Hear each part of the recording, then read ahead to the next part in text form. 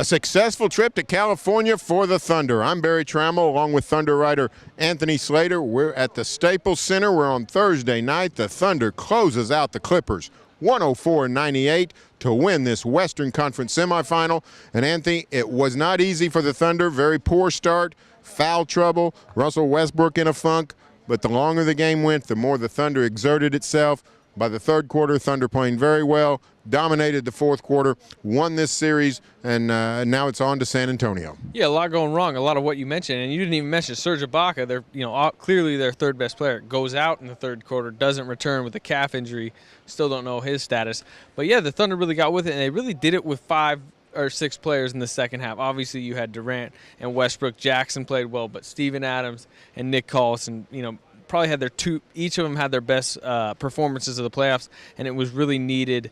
And it kind of sparked a comeback in, like you said, a series closeout, and now they can rest for a few days, and they got the Spurs coming up. Talking about a couple of those guys, Nick Collison comes in and plays the good defense on Blake Griffin and hits a big corner 3 at the end of the third quarter to tie the game. The Thunder climbed all the way back from a 16-point deficit, tied the game, and really reversed momentum.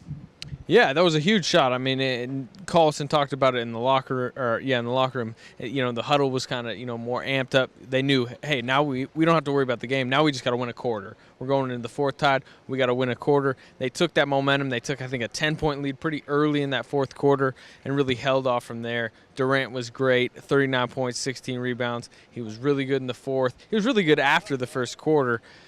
Just a solid performance overall, especially in the second half. And Steven Adams, the rookie center, Kendrick Perkins gets in early foul trouble, got in later foul trouble. Steven Adams plays 40 minutes, has a double-double, 10 points, 11 rebounds, really played solid defense. I mean, this guy is coming on and on. He's playing better and better. A plus 17 in those 40 minutes.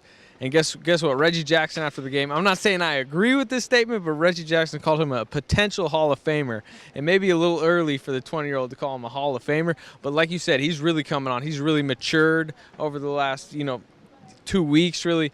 Man, I mean, look out for this guy. I think he's going to be a big factor in the Spurs series and really a big factor for this franchise moving forward. Well, it's just a monumental victory. The Thunder comes to L.A., plays 3 games, wins 2 of them here against the Clippers, and blew a big lead in the fourth quarter of the game they lost. So the Thunder's playing very well on the road, which is good news because Thunder loses home court advantage in the San Antonio series. This series starts in San Antonio, but the Thunder's really playing solid basketball. It's looking good for the Western Finals.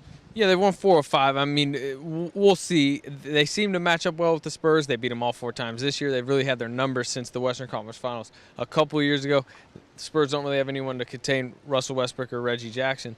But at the same time, the Spurs are playing the best basketball in the league right now. I mean, they have been for most of the season. They definitely have been against the Blazers.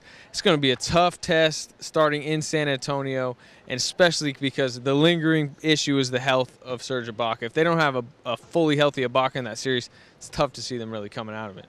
Well, the Thunder plays very well, gets the win, and now gets a few days off, 4 days off between now, or 3 days off between now and the Monday night opener down in San Antonio. Stay tuned for further Thunder coverage here on News OK and every day in the Oklahoman, the Thunder postgame show, brought to you by Bob Moore Ford.